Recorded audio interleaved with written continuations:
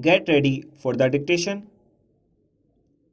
Dictation will start in 5 seconds.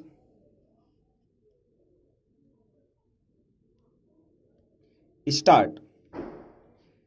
The honorable members who have spoken before said that the small growers get the correct price from the board.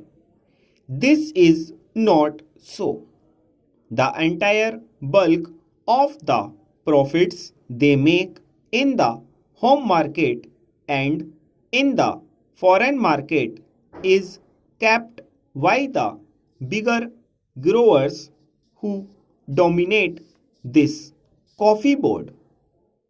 The price they get is more than what they pay to the small growers.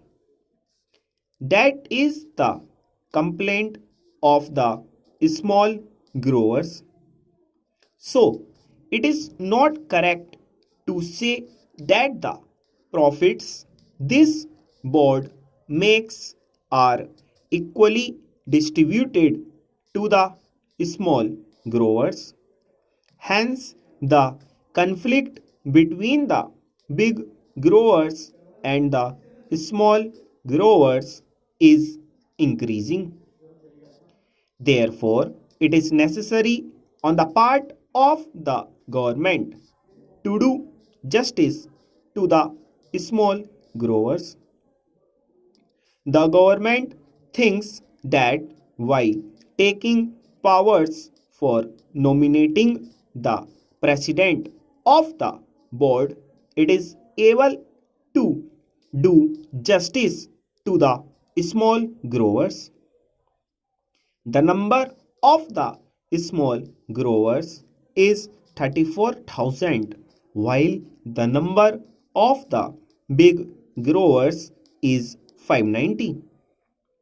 Most of the seats reserved for the growers in the last board were monopolized by the big growers. The majority of the seats were held by the big growers and the number of seats the small growers got was very meager. It was not more than 4 if my recollection is correct. What is the government should have done was to give equal representation to the small growers. They should have asked the growers to return their representatives or to give a panel of names from which government could have chosen some. The choice of the representatives should have been left to the respective organizations.